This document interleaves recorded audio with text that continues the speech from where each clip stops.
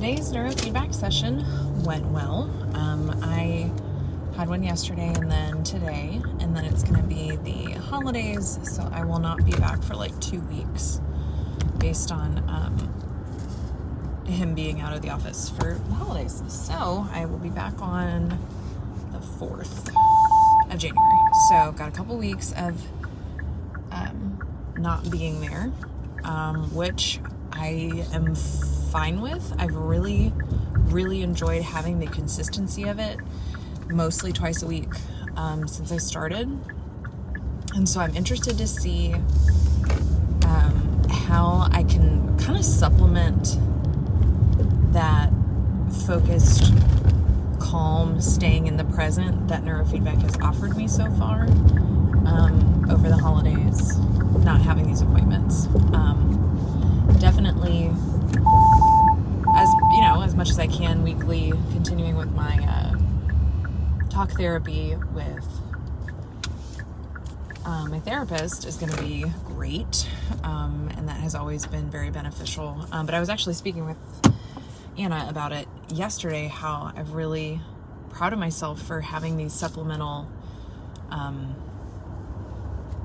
help elements go into it, whether it be something physical like consistent working out, my distance training, running stuff for the half marathon, yoga, and then adding in the sound therapy element with the sound bath, and meditation. Maybe I already said yoga.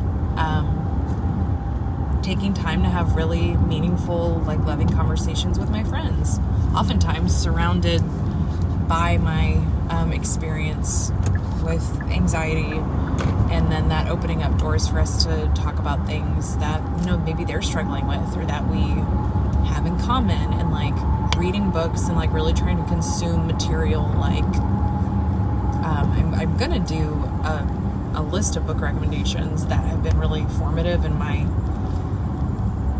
mental health journey, emotional health journey, but having a book club with my friend Karen and our husbands, where they all read Burnout with me. I had already read it, and so then we kind of had discussions throughout while they were reading it, because it was really important and impactful to me. And this type of therapy has opened up my mind to know that I don't have to feel alone in what I'm going through. So even if someone I know isn't struggling with anxiety themselves, them understanding me better, especially someone close to me, like one of my best friends, my husband, it's so helpful to me to know that we're all kind of speaking the same language when I talk about things, when I reference something, and then they're like, yeah, I know exactly what you mean, not because I've experienced it myself, but because I hear you.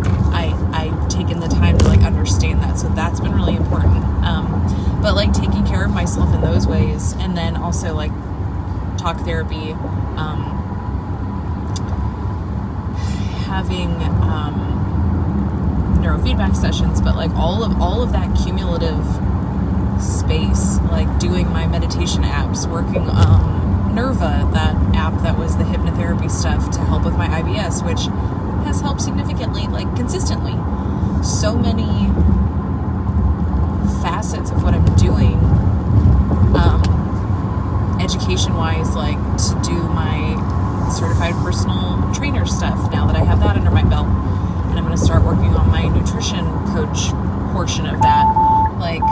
Stephen Cochran and I were talking today, right before we did the session of neurofeedback. We always have a little bit of a chat before we get into it.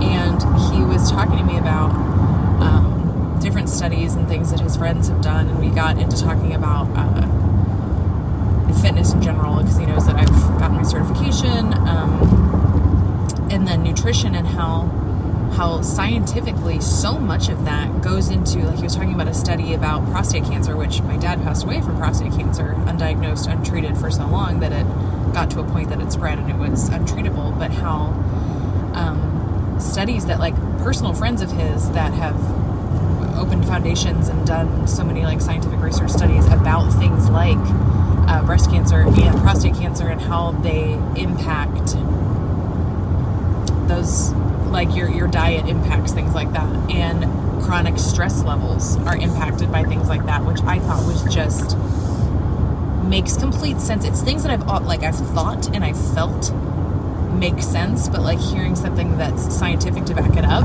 just, obviously makes me that much more fueled about it, where it is a holistic approach, and it has to be mind, body, emotions, spirit, soul, like all of those things have to like work in harmony and like go together, because when one is out of alignment, the other ones suffer. And so talking about like stress level and how that anxiety and stress, and learning more about my anxiety, I've learned that my dad had pretty severe anxiety himself since he was a child, and he went through a lot of traumatic things as a kid. And so it makes complete sense to me that like being undiagnosed and not getting treatment for that, not getting help, there is a stigma, I think, oftentimes with like his age group. And it was just something that my dad was very much like, work hard, kind of like white knuckle your way through this. Like we would talk, but it was more of like survival mode, if it wasn't financial issues, there was something else. And so it's like that combined stress unit paired with not great eating or frequent exercise, like that helped prostate cancer manifest much earlier on in his life. And then obviously not going to the doctor and getting treated for it like that, it ended him. So knowing that like I am doing the things on my end that I can to keep my like anxiety and stress from overtaking me and impacting me physically in that way, right? So I feel like I'm very proud of myself for the work I'm doing, the mental work, the emotional work, the healing work, and then the physical elements of it to keep my body, and like learning more about nutrition now to know like I have the knowledge now, and I'm working on it to gain insight so that I'm fueling my body to do the things that it needs to do and that I want it to be able to do. I want to be at like peak performance, not just like physically like be able to do things, but like have my mind working the best it can, not have that brain fog from all of the refined sugars and stuff I'm eating, and like I want to be as healthy as I can for as long as I can, right? Goal is grow old and have my faculties about me and live a long, happy life and love and help people on the way. Like that's where I'm at. And so I'm just really, I found a place in myself for like profound joy and happiness and appreciation for myself and what I'm doing, and knowing that it's going to have a ripple effect for my child, for my family, for my relationships, for my friendships, like all these facets of my life. Makes me feel really good. Today's session was more, I sat there and I was sticking with that kind of surrender mentality where I was like, I'm just gonna sit here and watch the Jetsons. And I would glance up at the clock and I'd be like, if I felt my mind wander, I'd be like, for the next 17 minutes, my only job, no one needs me. My only job right now is to watch this show. Just watch the Jetsons. And that would bring me back into the present, and the show would play. So, it was good.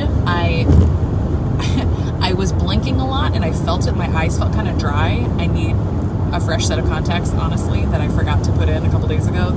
So these ones are a little older than they should be. So my eyes were a little dry. And so when we were looking at the chart at the end of the session, and he was pointing out how certain, I don't remember which brainwave it was, but how it had been spiking. And so I told him, he's like, are you feeling like allergies? Are you extra tired? He's like listing these things. I was like, no. I was like, you know what? My eyes are kind of dry. I think it's time for fresh contacts. And he's like, that would explain it. So it was my reaction to that moment of like him questioning elements to see why it was higher than it was yesterday, and like previous times.